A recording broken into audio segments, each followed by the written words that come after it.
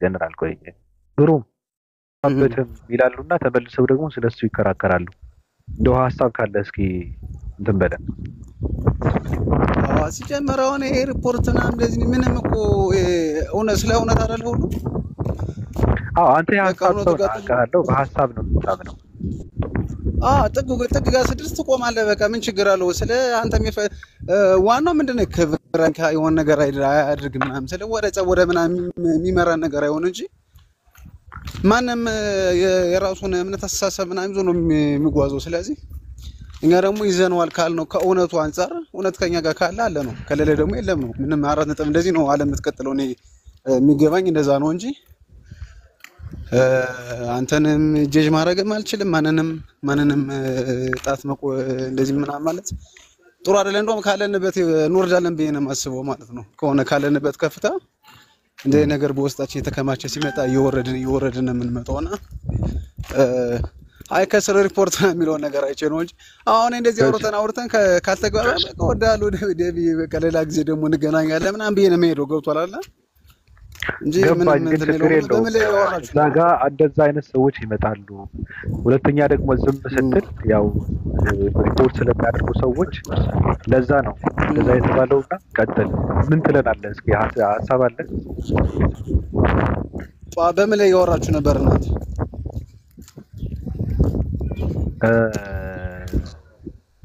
በዚህ ርዕስ ጉዳይ ነው። አንድ ሴት አንደኛ ነገር በሁለት ነገር ነው። ድርሳነ ኡራኤል ላይ ሴት ከሴት ጋር ተሳስመው በምራቅ የተወለደ ልጅ አለ። እዚህ ጋር ደግሞ እናቱ 10 ጊዜ አድርጎ ያስረገዘ ሰው አለ እና የገደለው ልጅና ወንዱ የሆነ ልጅ የገደለ ሰው አለ። ስለሱ ስናወራ ነበር።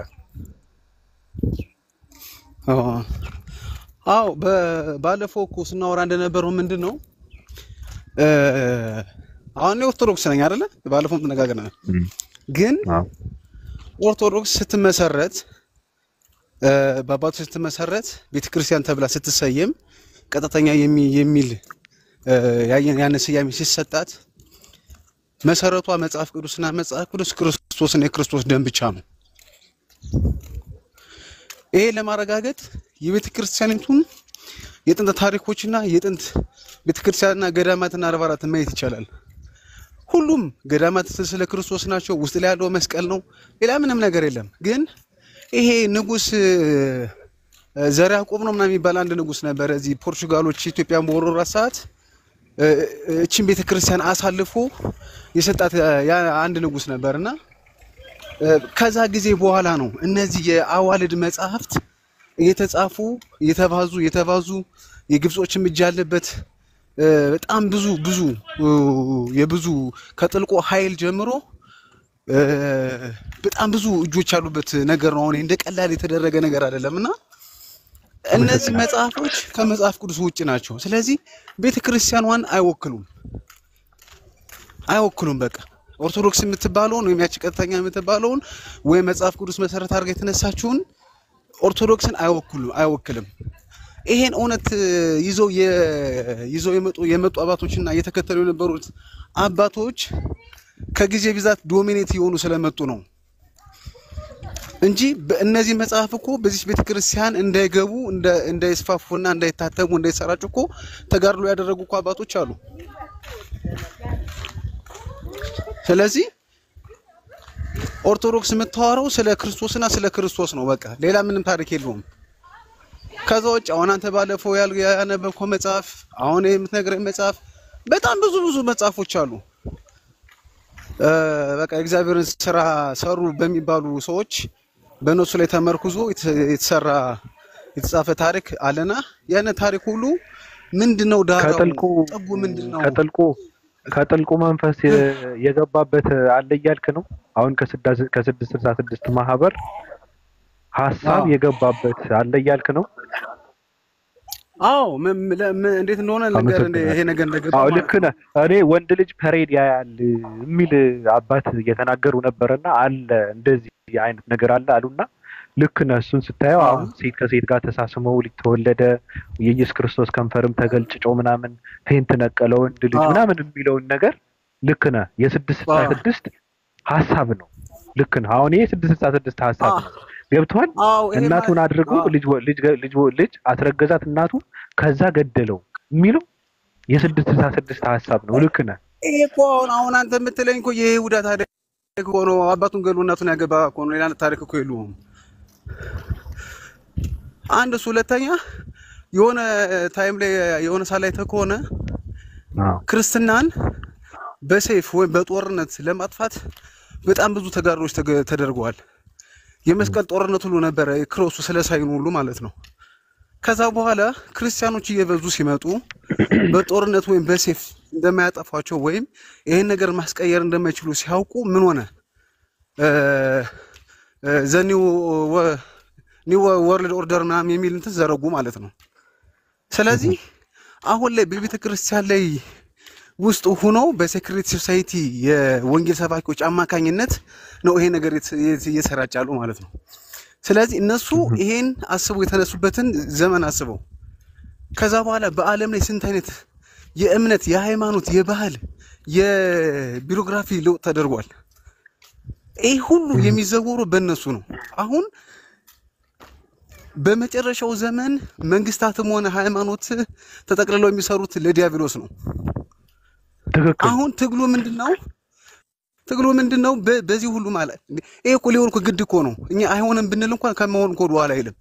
ግን በዚህ ሁሉ ለዲያብሎስ የሚሰግድ መንግስትና ለዲያብሎስ ራሱን የሚያስገዛ ሃይማኖት በመጨረሻው ዘመን ላይ በሚሆንበት በዚህ ዓለም ላይ የክርስቶስና የክርስቶስ የሆኑትን እግዚአብሔርና እግዚአብሔር የሆኑትን በጽናት ይዞ የመሻገር የተጋርሉ ህይወት ነው እንጂ አሁን እኛ የምንለው አውረው አይምጣ ብንል ከመምጣት ወደ ኋላ አይልም። ይሄ 666 ቁጥር ሁሉም በክንዱ ይቀበራል ከሲብ ምናምን መግዛት መለወጥ የሚለው ነገር እኛ አይሆንም ባንፈልግ እንኳን ከመሆን ወደ ኋላ አይልም። ግን በዚህ ሁሉ የጭንቅ ቦታ ላይ ተፈትነን በጽናት የጸና ትውልድ ተጋድሎውን ፈጽሞ ወደ እግዚአብሔር የሚሄድ ትውልድ ለማፍራትና እኛም ከሱ አንዱ ለመሆን ነው እንጂ የሚሆነ ነገር ሁሉ እኮ ከመሆን ወደ ኋላ አይልም።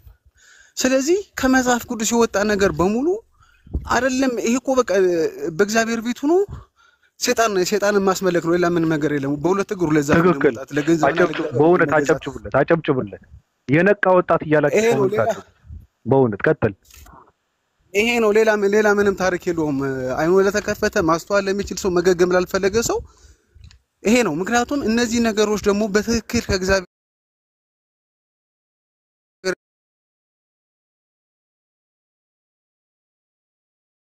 ብል ሁለት ማይል ትሸኘዋለህ። ሁለት ነገር ቢኖር አንዱን ሳሰተት ሌሎች በልግ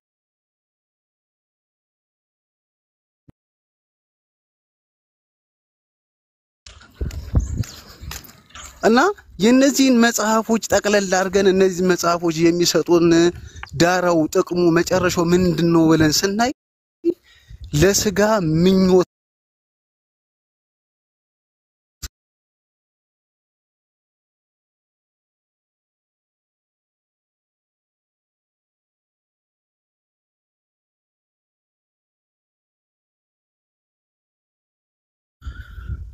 ማቴዎስ 5:6-7 ማንበብ ብቻ በቂ ነው። ያን ህይወት እንኳን የላችሁም በቃ ባጭሩ ማለት ነው። ማቴዎስ 5:6-7 ላይ ክርስቶስ አፉን ከፍቶ ያስተማረው ያ ትምህርት የዘላለም ህይወት ይሄን አድርጉ ተብሎ ይሆን ያን ከዛች እንኳን ከማቴዎስ 5:6-7 ከነዛው ከተጠቀሰው ካንዱ አንዷን እንኳን የሚያደርግ የለም። ምክንያቱም ይላል እኮ ማለትም የእግዚአብሔር ህግና መር ላላመነው ወይም ለሚያመቻም ሰው አስጨናቂ ነው። በጣም አስጨናቂ ነው የእግዚአብሔር እንትን ህግ መር መንገዱ። ነገር ግን አካያዱን ከእግዚአብሔር ጋር ላደረገ እርሱ ለተቀበልና ለሰማው ግን አስደሳች ካስደሳችን በላይ ደግሞ የህይወት መንገድ ነው። አይዋራለ። ስለዚህ እግዚአብሔር የሚለውን ነገር ቃል በቃል መተርጎም የሚያቀታቸው ወይም ገና ይሄ ከስጋና ከደማቸው ጋር እየተማከሩ ወደ እግዚአብሔር ቤት የመጡ ሰዎች ያንኛው ነገራቸው መተው ስለማይችሉ በቀጥታ ምንድነው ወደዚህኛው ይሄኛውን መጽሐፍ ቅዱስን ተገና አድርገው ይላል እኮ እግዚአብሔር። አሁን ማንም የሰይጣናዊ አሰራር ወይም የጥልቁ አሰራር እኔ ሰይጣን ነኝ ብሎ ቢመጣ ማንም እንደማይቀበለው ግልጽ ነው። በትክክል ለዛም እኮ ነው በስሜ ይመጣሉ የተባለው እኮ ለዛ ነው። ሰይጣን ስም የለውም ማለት ሰይጣን ምንም ባግራውንድ የለውም ምንም መሰረት የለውም። የዓለም ሁሉ መሰረት የነገሮች ሁሉ መጀመሪያ የነገሮች ሁሉ መጨረሻ እግዚአብሔር ነው። እግዚአብሔራዊ በሚመስል መንገድ ተጠግቶ ይመጣል እንጂ ዲያብሎስ ወራኛ መምጣትና መቅረብ አይችልም። ስለዚህ 666 ወይ የጥልቁ ማህበር ድብቁ ግሩፕ ዓላማውን በሃይማኖት ውስጥ ገብቶ ዓላማውን እያስፈጸመ ነው እያልክ ነው? አዎ የሚሆነው እኮ እንደዛ ነው። አሁን ለምሳሌ አሜሪካ ነገራውን ወንድ ሴት ምናምን አሁን እንትን ነው ግዴታ ነው። በህግም ጸድቋል፣ በሁሉም ነገር ጸድቋል። ስለዚህ የሚያስፈጽም የሃይማኖት አካል ያስፈልገዋል። አሁን በሌላው ዓለም ላይ ስናይ ካቶሊክ ግንባር ቀደሟ ናት። አዎ የዚህ ነገር አቀንቃኝ የመንፈሱ አራማጅ ከሮማ ካቶሊክ ከሚባለው ከዋናው ምንጫቸው እዛ ጋር ነው። ቀጥሎ ያለ በቃውን የጦርነት የሽብር የበሽታ የምናም የምትለው ነገር ሁሉ ዓለም ላይ የሚዘውረው በእነሱ ነው። ትክክል። ሁሉም ነገር ማለት ነው። ቀጥሎ ደግሞ ኦርቶዶክስ ነው በድርሳናትና በገድላት ነው። አዎ አሁን ይሄን እኮ ነው የምነግርህ። ኦርቶዶክስ የመጀመሪያው ያን አይደለም ምንድነው ጽሁፎቹ አሉ እንትኖቹ አሉ። ሲጀመር እኮ ምዕመናኑም እኮ አውቃቸው ምን አንድ ነገር ልንገርህ እስኪ በጣም የሚገርም ነገር ማለት ነው። እነዚህ መጽሐፍ እኮ ከሚያነባቸው ወይ ቁሞ ከሚደግመው ከዛ አካል ውጪ ሳሚ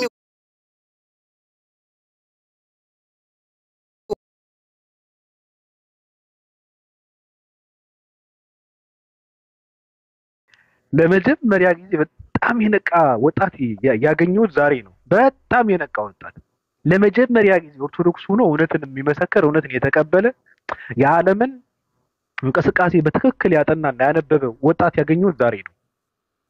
በእውነት እኔ በጣም ነው የማደንቀህ ግሩም። ቤባዬ ስለ ከዚህ ወደ ማን እንሸሻለን? አሁን እኮ ሰው በትክክል እውነቱን ቢያይኮ አሁን ከመናሩ ከዚህ እውነት ወዴት ይሸሻል? ማለት በእግዚአብሔር አንድ ላይ ሃይማኖት ማለት ሲጀምር በአንድ ነገር ያመኑ ሰዎች ተሰብስበው የፈጠሩት ነገር ሃይማኖት ይባላል። ምክንያቱም ሰይጣንን የሚያመልኩ ሰዎች የሰይጣን ሃይማኖት ተብሎ ነው የሚጠራው። ትክክል አይደለ? ስለዚህ ወደ ፕሮቴስታንቶች ደግሞ ሄደ ሐሰተኛ ነቢያት ናችሁ እግዚአብሔር ከሚለው ነገር ውጪ ለምታደርጉ በነጻ የተሰጣችሁ በነጻ አትሰጡም ደግሞ እንደዚህ ልክ ስትነግራችሁ አንተማ ኦርቶዶክስ ነህ ይሏል። በቃ አሁን እኮ ትውልዱ ራሱ እኮ የሚገባበትና የሚረግጥበት እኮ ጠፍቶታል። እኔ ማጥም እውነት አዎ ልክ ነህ። እዛ ጋር እኔ በአባቴ ስመትቻለሁ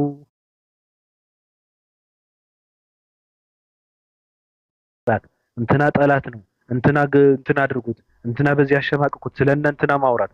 አሁን ክርስቲያን ገብቷል አይሁድም ሙስሊምም ሌላም ጥላ እያልክ ከሆነ የምታስተምረው ክርስትና እየተስፋፋ አይደለም። ዕውቀት የሌለው ፎንጋ ትውልድ ነው የምታፈራው አይደለ? እንደዚህ የሚያደርጉት ደግሞ ነፎይ ናቸው። ስለዚህ ትውልዱ መጽሐፍ ቅዱስ እንዲያነብ ይልቀቁት ብለን ስንል ክርስትና እየተሳደቡ ነው ብለው የኛ ስም ያጠፋሉ። ምን ትላለህ? ስለዚህ እኛ ክርስትና መማር አለበት፣ ሰው ወንጌልን ማንበብ አለበት። ምክንያቱም እየተማረ ያለው ጥላቻ ነው፣ የማያስፈልግ ብሽሽቅን ነው እየተማረ ያለው። ውስጡ የሞላው በጥላቻ ብቻ ነው። ከሱ ወጥቶ መጽሐፍ ቅዱስን መማር አለበት ብለን ስንል ክርስትና ይሳደባሉ፣ አስተማሪዎች ይሳደባሉ ይላሉ። እንደው አስተማሪ አይደሉም ያለ ነው። ምን ትላለህ? ብራዘር የእውነት ነው የምነግርህ። እኔ ራሱ ማጥም ማን በጠየቀኝ እያልኩ ነው በቃ ነገሮችን የጠየቀኝ ማለት ነው። አሁን የጠየቃችሁን ጥያቄዎች በሙሉ ማለት ነው። በመጀመሪያ ደረጃ ትውልዱ ምን እንደሆነ ልንገርህ አንድ ነገር እግዚአብሔር እንደሚናገር ማለት ነው። ራስ በሆኑ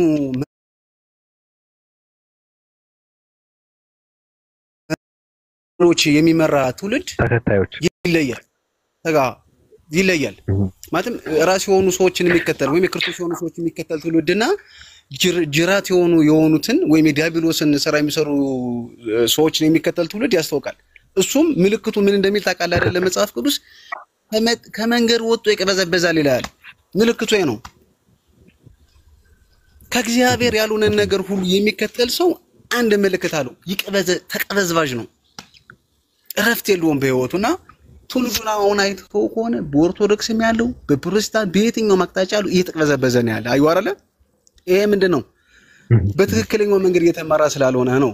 አንድ ሁለተኛ፣ ለምንድነው በትክክለኛው መንገድ ያልተመራው ስትል ለዘመናት በመቶ ለሚቆጠሩ አመታት በሺዎች ለሚቆጠሩ አመታት ትውልድ ሲያልፍ ትውልድ ሲመጣ ትውልድ ሲተካ መሪ ሲሄድ መሪ ሲያልፍ መሪ ሲመጣ ትውልዱ መጽሐፍ ቅዱስን ከማንበብ ተከልክሏል። ወማቹ ክርስቶስን ስለማይጠቅሱ እኮ ነው። ክርስቶስ ስለማይሉ እግዚአብሔር ስለማይሉ መንፈስ ቅዱስ ስለማይሉ የቀራንዮውን ደም ስለማያመለክቱ የትንሳኤው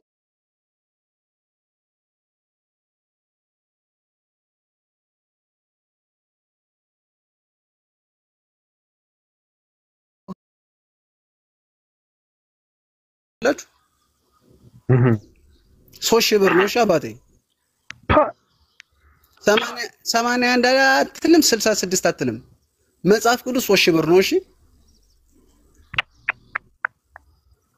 ትውልዱ እንዳያነብ የተከደበት ጥግ ነው የምነግርህ። ጥጉን ማለት ያንን ደግሞ ማንም ግለሰብ እኮ አይደለም የሚሸጠው።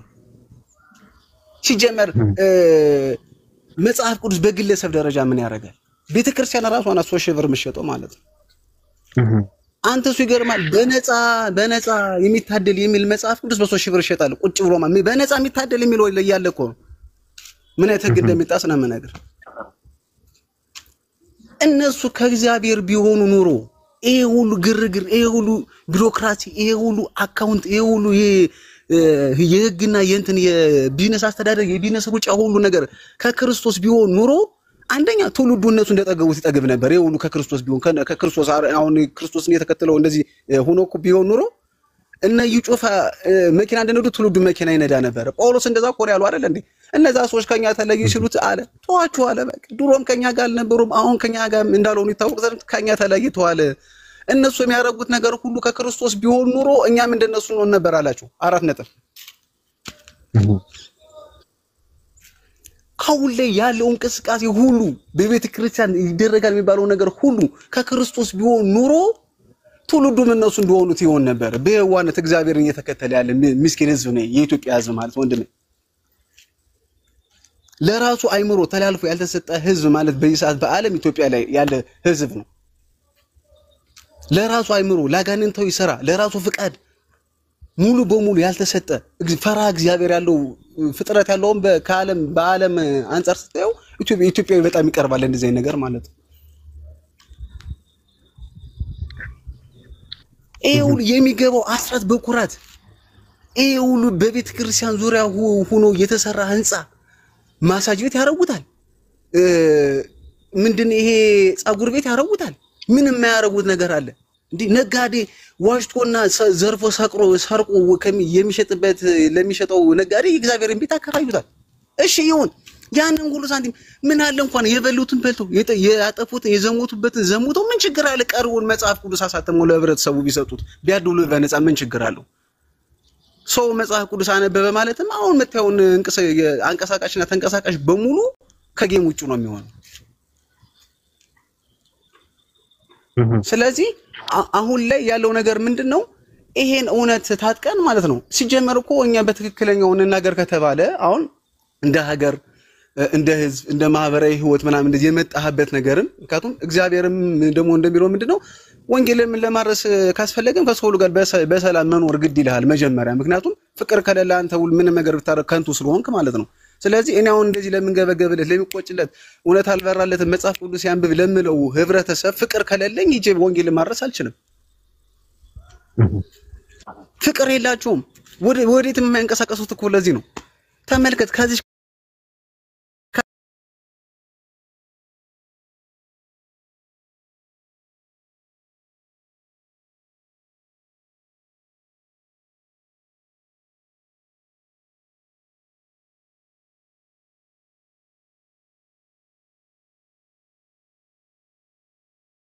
በትክክለኛውም ነገር እንደ ቤተክርስቲያን እንደ ክርስቶስ ግን ስትነሳ ማለት ነው ህይወት የሚባል ነገር አለ። አሁን ወንጌል የሚብራራ ክርክር ምናምን አይደለም። አሁን ጠቅላላ በቲክቶክ ላይ ያሉት ፕላትፎርሞች በሙሉ አይታቸው ከሆነ አሰልቺ ኢነርጂን የሚያስጨርስ ይሄ መንፈስ የሌለው ድርቅ ያለ ክርክር ገባ አይደለ? እንደው አንተን ወደ ጌታ ከማምጣት ይልቅ ጭራሽ ከእግዚአብሔር እንድትርቅ የሚያደርጉ ማለት ነው። ለምንድን ነው ይሄው? ስለ ወንጌል ሳይሆን ስለ አንተ ሳይሆን ስለ ሌሎችን ሲያወሩ ነው የምታገኛቸው። እንትና እንደዚህ ያደረገ እንትና እንደዚህ ያደረገ ምን አገባው? ወንጌልን ስበክ ነው አይደል? ልነግርህ እኮ ነው ሲጀመር ይኸውልህ የኛ ቀናት ስድብ ምናምን ንዴት ምናምን የእግዚአብሔርን ጽድቅ አይገነባም። የሰው ልጅ ማወቅ ያለበት ነገር ይሄ ነው። እኛም ለኛ የሚሻለ ምንድነው እውነት ከሆነ ከዘላለም ህይወት ጋር ከሱ ጋር ተባብረን ህይወቱን መኖር ነው እንጂ የኔ ንዴት ብስጭት አንተ እንደዚህ የእግዚአብሔር ጽድቅ አይገነባም ወንድሜ። ምንም መጀመሪያ ማወቅ ያለባችሁ ያንን ነው። ሁለተኛ መሰለ መንፈስ የሚባል ነገር አለ። የእግዚአብሔር መንፈስ አይደለ? ለምን ይመስላል ሁሉም ይከራከራሉ እንጂ ውጤት እንኳን የለም። ያው የዛሬ አንድ አመት የሚከራከሩ ሰዎች አሁንም እየተከራከሩ ነው። ስዕላዱ ነው ይሉሃል፣ ምልጃ ይሉሃል፣ ገለመሌ ይሉሃል፣ ሰማዕታት አዩ አይደለ? ሁሉ በሚወራበት ሰዓት ሂድ በየማጥመቂያ ቤቱ ሂድ ቁጭ ብሎ ስለ አጋንንት ነው አዳልሞቴ እንትና ምናምን ዘግንትን ያለ ሲለፈልፍ ነው የሚውል። ገብቷል አይደል? ስለዛ በዛ ሰዓት ስለ ክርስቶስ ኢየሱስ ያድናል ቢልኩ በቃ ሁሉ ነገር ብራይት ጨለማ ይገፈፋል። ተረጋጋ ልፈልኩ ነገር 24 ሰዓት 365 ቀን እንዲህ ቁጭ አድርገህ በማይክ አንተ ማነህ ምንድነህ የት ነው የምትሰራ ምናምን እንደዚህ የምትቀጥረው እኮ የሚቀጥሩት እኮ ነው የሚመስል ወይም ሌላ የሥራ ፊልድ እና የሚሰጡት ነው የሚመስለኝ እኔ ሳስበው ማለት ነው። ትክክል። አዎ ከአጋንንት ጋር ሲያወሩ ስንት ናችሁ? 3 ሚሊዮን ይላሉ አጋንንት። ክርስቶስ ይሄን አደረገ አላደረገም? አባቶቻችን ይሄን አደረጉ አላደረጉም? በቃ አላደረጉም። እነው ፈይ ምንድን ያልከው በኮመንት እንትን አልኩ። እነው ፈይ ምንድን ያልከው እየተቀበዘበዙ ነው። አዎ ይኸውልህ በነ ፈይ መሰለህ ይኸውልህ የሰው ልጅ ማለት ነው ምን መሰለህ ቃል ብቻ ማወቅ ትርጉም የለውም። አባቴ ኃይል የሚባል ነገር አለ። የመንፈስ ቅዱስ ኃይል የሚባል ነገር አለ። ይኸውልህ ሲሞኖችን የሚያሳፍር እነዛን የጽድቅ ጠላቶች አይናቸው የሚዘጋ ከኋላ እየተከተለሽ የምታማርተውን ጠንቋይ ከሷ ላይ ያለውን አጋንንት መጥቶ ሙሉ የከተማዋን የዳቢሎሳዊ የገንዘብ ራን እንዲቆም ማድረግ የሚያስችል ያ የመንፈስ ቅዱስ ኃይል ነው አባቴ። ለዛ ቆኖ እግዚአብሔር ስሜን ይጠሩታል ግን ኃይልን ግን ክደዋል ያለ እኮ ለዛ ነው ወዳጅ አዩ አይደል? አሁን ስሙን የሚጠራ ቃሉን የሚያገን ኃይሉን የካደ ወዳጅ ሌላውን ነገር ተው ልንገር አባቴ። ወንድሙን የሚጠላ ነፍሰ ገዳይ ነው አባ። ወንድሙን የሚጠላ እኮ ነው የሚለው ጥላቻ እኮ ነው ሌላ ነገር። ወንድሙን ደንቆሮ ብሎ የሚሳደብ የገሃነመ እሳት ይገባዋል እኮ ነው የሚለው አይደል እንዴ? ትክክል። ይሄ ሁሉ ስድድብ ከማን ነው? ይሄ ሁሉ ብሽሽቅ ከማን ነው? ይሄ ሁሉ በኢኮኖሚ አንዱ ጥሎ ለማልፍ አንዱን አሳጥቶ አንዱን እንትን ብሎ አንዱን ምንድነው ይሄ? ለእግዚአብሔር ምኑ ነው ይሄ? እግዚአብሔርስ ደስ የሚለው ጸጋና ኃይልን ተሞልተ ወጣ ለጠላቶች እናንተ የሰቀላችሁት እያልክ ስትሰብክ ማለት ነው። አባቶቻችን የሰቀላችሁት ዓለም የሰቀለችው እያልክ ስትሰብክ ያን ጥበብ መቋቋም ያቃተው ዳቢሎስ የሐሰት ምስክር አስመስክሮ አንተን በድንጋይ ሲወግር የሚያረጉትን አይያውቁምና ይቀርበላቸው ስትል እግዚአብሔር በዛ ሰዓት ይደሰታል አባቴ። ቲክቶክ ላይ ቁጭ ብለህ አይደሰትም። ሲጀመር ሂዱ ወደ ዓለም ሁሉ ሂዱ ያለ አምላክ እንጂ ቲክቶክ ላይ ቁጭ ብለህ ፕላትፎርም ተከታተልና በዚህ ጭው ያለ አምላክ የለንም እኛ። አዎ በነገራችን ላይ አንዳንዴ ምንድነው አዎ ሌሎች ስላሉ እንትን ማድረግ ስላለብን ነው። ግሩሜ በጣም ነው የማመሰግነው። እኔ ሰዎች የራሳቸው የሆነ አመለካከት አላቸው በእምነት ዙሪያ። እኔ የራሴ አመለካከት አለኝ። ጲላጦስ ልክ እንደዛው፣ ማሂር ልክ እንደዛው፣ ጀነራል ታዝጀማል፣ ሩዋይና ሁላችንም አመለካከት አለን። ግሩምም የራሱ የሆነ አመለካከት አለ። ደስ የሚለው ነገሩ ምንድነው ኢትዮጵያኖች የተረዳህበትን መንገድ እኔ በእውነት በጣም ነው ያረጋኝ። እንደው እኔ በቃ እኔ የተናገርኩት ነው የመሰለኝ። በጣም ተመስጬ ነው ያዳመጥኩት። በዛ ላይ ደግሞ ኦርቶዶክስ ቤተክርስቲያን በድርሳናትን በኩል የምታደርገው ነገር ኢሉሚናትነትን ነው ያልከው። ከኛ በፊት የሆኑ አባት ተናግረው ነበረ። አንዳንዴ እንደዛ ያደርጋታል ብለው ነበረ። ምክንያቱም ምንድነው ሴት ልጅ በወር አበባ ጊዜዋ የተፍተውባት ከዛ አንድ ሰው መጣና ምንድነው ሀፍረተ ገላዋን ሳማት፣ ሀፍረተ ስጋዋን ሳማት። ከዛ የድንግል ማርያም ስዕል ተሰቅሎ ነበርና አፍ ወርቅ አለችው ይላል።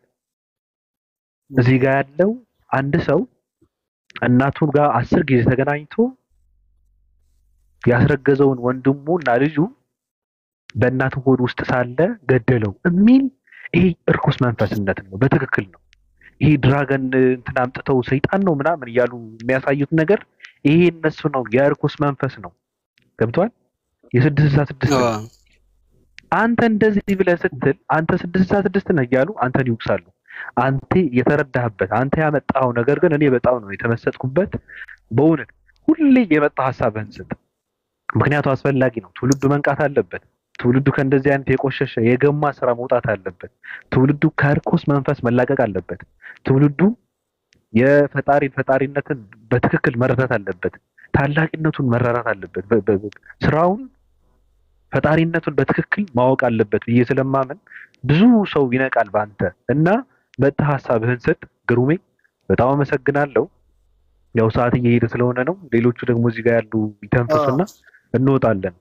እሺ ወንድሜ ነው ወዳችኋለሁ አባቴ። አመሰግናለሁ። በጣም ነው የማመሰግነው ከልብ በእውነት በጣም ነው የማመሰግነው።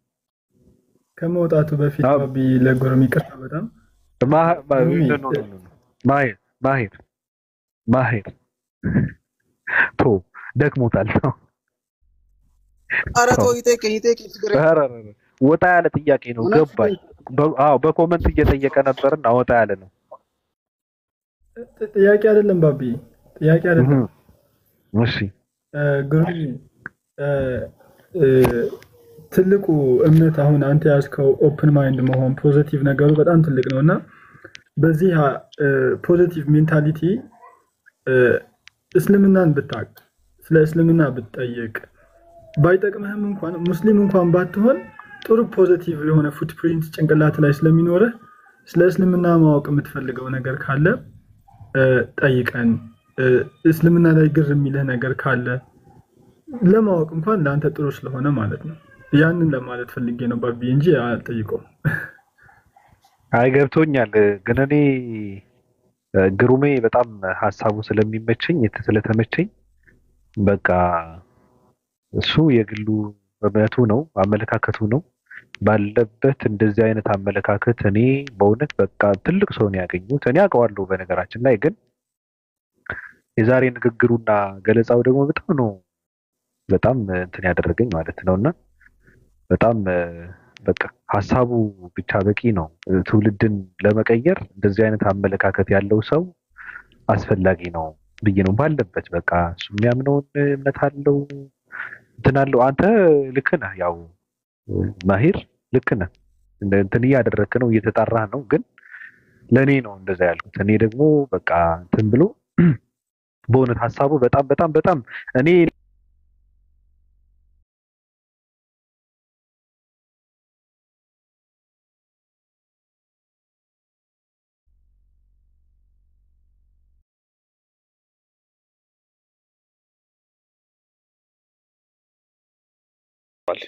ማሂሮ ሰላም አለይኩም ጀነራል ሁላችሁ ማሰሞት ተቋርጦ ነበር ሳይሆን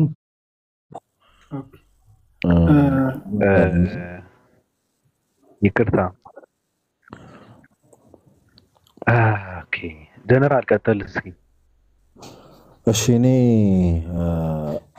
ግሩም የምር እኔ እንደወጣት ኮርቼብሃለሁ።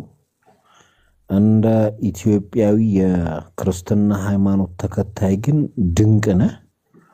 ቀጥሎ ግን ካንተ ላደንቆ የምወደው ነገር እኔም እንዳንተ ሆነኝ ባይዘው ሐላሉን ነው የምናገረው። እኔም አንዳንዴ ወንድሞቼ ጋር እንከን ካለ የሚቀራረጽ ካለ ፊት ለፊት ነው ማሰጠውና ያንተን የተለየ ያረገብኝ ነገር ምንድነው? ምንድነው ይሄ ማንነትህን ለሆድ ማትሸጥ ግልጽ ሰው ነው። ተመችተኛል። ያው አንተ የተናገርከው ነገር በርግጥ የተደበቀ ነገር አይደለም፣ ግን ይሄንን እውነት እንዲህ ወጥቶ በአደባባይ የሚናገር ሰው እንደዚህ ብዙ ሰው ባለበት እኔ ማየቴ የምር እኔ ላንተ ያለኝ ክብር በጣም ከፍ ያለ ነው። እይታም ልክ እንደዛው ደስ የሚል ነው። እምነቱ አለ። እምነትህን ካድክ ማለት አይደለም፣ ያለውን ሐቅን የተናገርከውና ዩኒክ ነው ለኔ።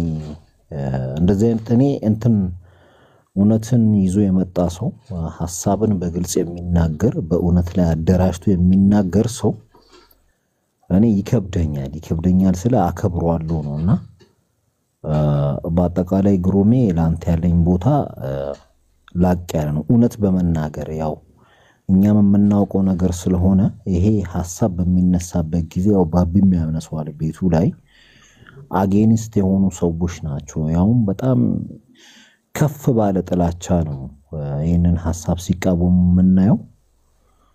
እንግዲህ ይመች ብያለሁ እኔ ግሩም። እሺ ወንድም አመሰግናለሁ። ያው ሁሉንም የሚያደርግ ያው እግዚአብሔር አይደለ ከኔ ነው ብዬ አላስብምና ያው ወዳችኋለሁ እኔም ወንድም። እሺ ኡስታዝ ጀማል ወይ ባቢ እንዴት አደርክ? ሰላም ብያለሁ። ደህና ነው? ሁሉ ሰላም፣ ሁሉ መልካም ነው። አይ ቅድም አትንኩ ስትል በነገራችን ላይ ተቀናቃኝ መጣብኝ። በቃ ወደኔ ያደርገዋለሁ ምትል መስሎኝ ነበር። ግሩሜ የምር በጣም በራስ የሚመራ እንደ ወጣት እንደ ተማረ ሰው እንደ ትልቅ ሰው ነው ራሱን የሚመራው። አንዳንዴ ምን አለ መሰላችሁ ሰውነንና አእምሮ ተሰጥቶናል። ጥሩን ከመጥፎ ምን ለይበት ነገር አለና ዝም ብለን ስለተባለ ብቻ ምናልባት እኮ ከኛ በላይ ናቸው ብለን የምናስባቸው ሰዎች እኛ በልጠናቸው ልንገኝ እንችላለንና የነሱ መሪ ልንሆን እንችላለን። ግሩሜ በጣም ደስ ብሎኛል። እንግዲህ ቀጣይ ብዙ ነገር እንጠብቃለን። የምር ዛሬ በቃ ባቢ ብሎ ነው ባያወራ ነው ያልኩት። ሌላ ጊዜ ባቢ ብቻ ያወራ የሚል ስሜት ነበረኝ፣ ግን በአንድ ቦታ ተክቶ ዛሬ በጣም ተገርመናል እና እስከ መጨረሻው በዚሁ መልካም ነገር ይመኝለታለሁ ማለት ወደ ሌላ ነገር እንዳይቀየር። እንደዚህ አይነት ተሳሰቦች መረገራችን ላይ የሚመጡት በደንብ በማንበብ ስለ ራሳችን እምነት መጽሐፎችን በመገለባበጥ እንደዚህ አይነት ነገሮች ይከሰታሉና ግሩም በጣም እንደም የሆነ ሳል ላይ ፓውዝ ሲያደርግ እኔም ስለላወኩት ኮሜንቶችን አውርዱት ሲሉ ማለት ነው ለዘይረው ነበር። ግን መታገሱ ጥሩ ነው። ምናልባት ባቢም ያየው ስለሆነ መታገሳችን ፍሬ አፍርቷል ማለት ነው። ካሁን በኋላም እንዳይጠፋብን ይምጣ። ብዙ ነገር እንጠብቃለን። በጣም አመሰግናለሁ ኡስታዝ ጀማል። ይመላለሳል እኮ ግሩሜ ይመጣል ማለት አውርተን ነበረ ከዚህ በፊት። በጣም የሚደንቅ አመለካከት ያለው ወጣት ነው። በቃ ጽድት ያለ ወጣት ነው። በቃ አላስፈላጊ የሆነ ነገር አያስፈልግም ብሎ በግልጽ የሚናገር ሰው ነው። ለሆዱ ያደረ አይደለም፣ ህሊናውን የሸጠ አይደለም፣ የካድም አይደለም። በጣም ደስ የሚለኝ ነገር ከራሱ ከውስጡ ጋር ነው የሚያወራውን ነገር ውስጡን አብላልቶ ነው የሚያወጣው የሚተፋው ወደ ውጭ እንጂ ዝም ብሎ ከሰዎች ውስጣቸውን የማያምንበት ዝም ብሎ በሰምት ቁጥር ዝም ብሎ የሚነዳ ቲማቲም የሆነ ሰው አይደለም። አንዳንድ ሰዎች ከገበያ እንደተመለሰ ቲማቲም ናቸው። ሁሉም ሰው የነካካቸው ሰዎች ናቸው። የሁሉም ሰው ሐሳብ እነሱ ውስጥ አለ እና አንዴ የሆነ ነገር ስትለው ወደዛ ይወድቃል፣ የሆነ ነገር ስትለው ይወድቃል። ቲማቲም የሆነ ሰው አለ እና ግሩሜ ደግሞ ከአንገት በላይ አፍም አይደለም ማውራት ብቻ ሳይሆን በስነ ስርዓትም በጸባይ በትህትና ቁጭ ብሎ የሚያዳምጥ ሰው ነው። ጆሮውን ይጠቀምበታል፣ ይሰማበታል፣ ያዳምጥበታል፣ አይኑን ያይበታል፣ አፉን ይናገርበታል፣ አፍንጫውን ያሽትበታል፣ አይምሮውን ያሰላስልበታል፣ ያስተንትንበታል። እኔ በጣም ነው ደስ የሚልኝ እንደዚህ አይነት ወጣት ሰው። እነዚህ ተቅበዝባዞች ከአንገት በላይ አፍ ናቸው። አፍ ብቻ ነው ያለው ከአንገት በላይ ምንም ሌላ ነገር የላቸውም። ማውራት ብቻ ነው። መስማት አይችሉም፣ ማሸት አይችሉም፣ ማየት የለም፣ ማስተንተን ማሰብ የሚባል ነገር የለም። በቃ እንደዚህ ናቸውና ግሩሜ እንደዚህ አይነት ነገር ጽድት ያለ ወጣት ነው። እኔ በጣም ነው የማደንቀው። እንደዚህ አይነት ነፍ ወጣት እኮ አለው ውስጥ ለውስጥ ስለሚፈራ ስለሚደነግጥ ነው እንጂ አለ።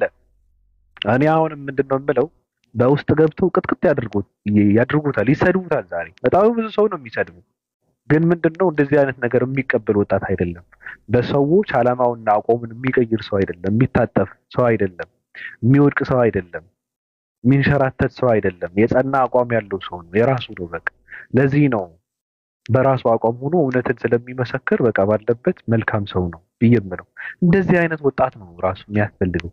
በቃ እንደዚህ አይነት ወጣት የዓለምን ጉዞ እንቅስቃሴ በትክክል የተረዳ ሰው የሚደረገውን ድርጊት በትክክል ምን እየተደረገ እንደሆነ ከዚህ ወደዚህ የለየ ሰው ነው የሚያስፈልገው ራሱ ልክ እንደ ግሩሜና በጣም ነው የማመሰግነው።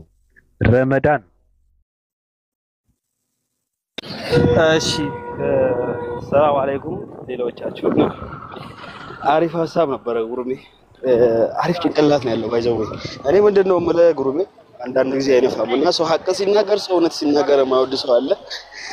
በውስጥ በኩል የሚመጡ ስድቦችን ችላ በላቸው ለማለት ወዳለው በመጀመሪያ አንዳንድ ጊዜ ሰው እውነት ሲናገር ሰው ያለውን ነገር ሲናገር አሪፍ አመለካከት ያለው ሰዓት በዚህ ሰዓት አይወደድም። በዚህ ሰዓት በቃ ይሰደባል ምናምን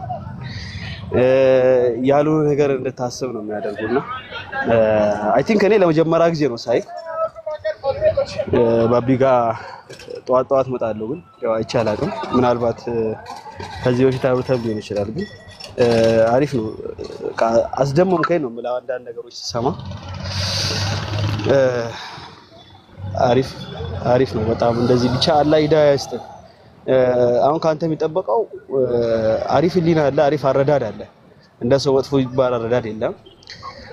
ያለውን ነገር እንዳለ በዛው ባለበት እንደውም ሁሉም ነገር መርምራ አውቀ እውነተኛው መንገድና የተሻለውን ሃይማኖት ብትይዝ ብዬ ነው ማስበው።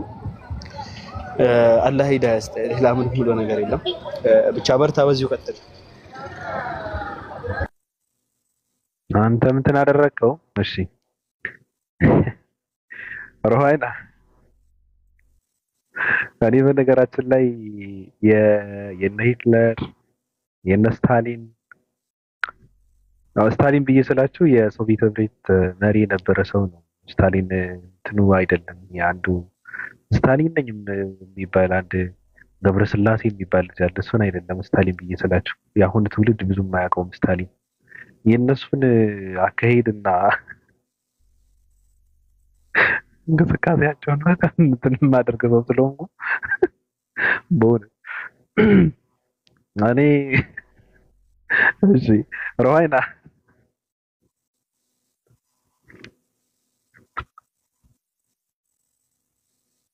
ወይ ሰላም አለይኩም። እንዴት ነሽ? ወአለይኩም ሰላም ወራህመቱላሂ ወበረካቱ። እንዴት ነው ኡስታዝ? ሁላችሁም እንዴት ናችሁ? አልሐምዱሊላህ። ሮሃይና ወይ ባቢ ወአለይኩም ሰላም አትል? ምን ችግር አለ? እኔ አታውቂ እንጂ ለዛ እኮ ነው የመለስኩልሽ። እኔ እንዴ ወአለይኩም ሰላም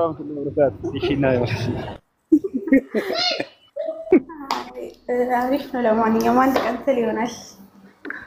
አሰላም አለይኩም ወአለይኩም ሰላም። እና እንዴት ናችሁ? ደህና ነን። እንዴት ነሽ? አለው ማታ ጠፋ። ቀጥይ እዚህ ጋር ያለ ነገር አውሪ። በቃ አውሩኝ፣ ስራ እየሰራው ነው። እሺ እኔ በቀን ሁለቴ ከገባውማ በጣም ከባድ ነው። አብቻለሁ ማለት ነው። እሺ ቢላ ታማኝ ሐዋርያ ትላለህ በእውነት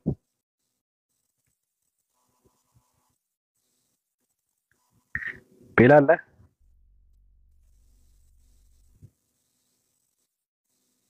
ባቢ አንድ ማስታወቂያ ስራ ከፈቀድክልኝ ስራ አዎ እዚህ ጋር 800 ምናምን ሰው አለና ባለፈው ወደ ትግራይ ላይ ቁርአን ምናምን እያሰባሰብን ነበር እና ቁርአን ያላችሁ ቁርአኑ ራሱ ያላችሁ ያረጀም ይሁን ምንም ይሁን ለአብዱ መርካቶ መስጠት የምትችሉ ካላችሁ ወይ መላክ የምትችሉ በኖርማል በቁርአኑ ደግሞ መግዛት የምትፈልጉ ከሆናችሁ ደግሞ አንዱ ቁርአን 430 ብር ነውና አንድም ቁርአን ትሆን መድረሳዎች ምናምን እዚህ ጋር እየተዘጉ ስለሆነ ብናሰባስብላችሁ ብለን እኔም እዛው ስላለሁኝ እና በአብዱ መርካቶ ያናግሩት ለማሄር ብላችሁ ወይኔን አናግራችሁኝ ቁርአን እንትን እናድርግ። አሁን የተወሰነ ሰብስበናል።